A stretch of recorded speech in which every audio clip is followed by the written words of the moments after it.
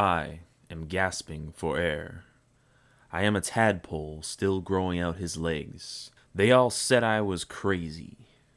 Marshall McLuhan once said that fish don't even know what water is, since it is what they live and swim in.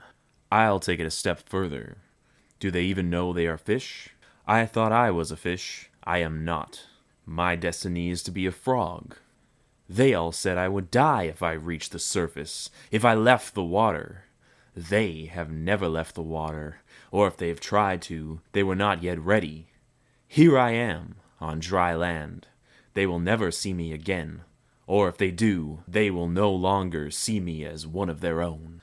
I smiled at the confused looks I got from my response. They let me go.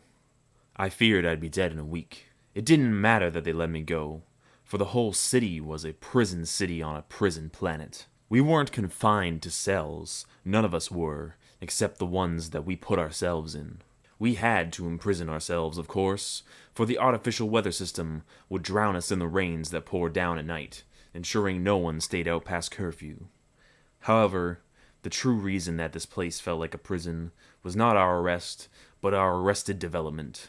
We were all aquatic embryos, thoroughly ill-equipped for this world. This meant everyone sought after refuge in an artificial womb. How can we call ourselves alive when we have yet to be born? I would dearly take a life in prison over this sentence of perpetual unbirth. People have long accepted the notion that one could be born in the wrong body. Is it such a stretch that one could be born on the wrong planet?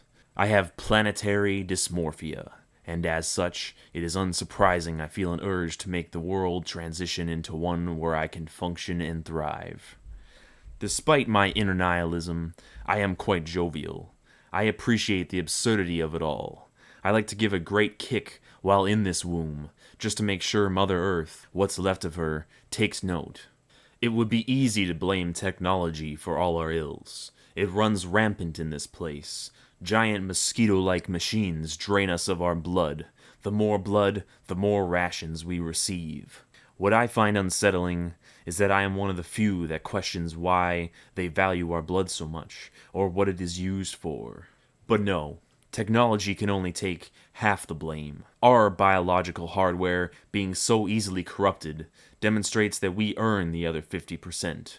Technology only exists to exploit the already existing flaws of humanity. Within the sensitive human system, all we need is a little push. Can skipping stones create tsunamis? Or do you think it is just our foundation is just too prone to collapse?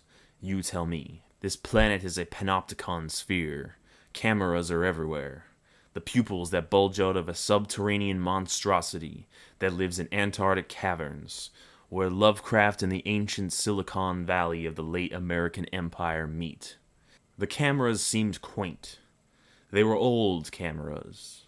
I wondered if they even worked anymore. Some of them should have been in museums, with a nice bullshit plaque in front of them, describing how noble their former spy operations were. They had not put in new cameras as much, since we had switched to what I call the blood standard for our currency. So I looked into the old camera and thought, what the hell? Mother needs a kick. You listening? I said to the lens. I am the one who watches.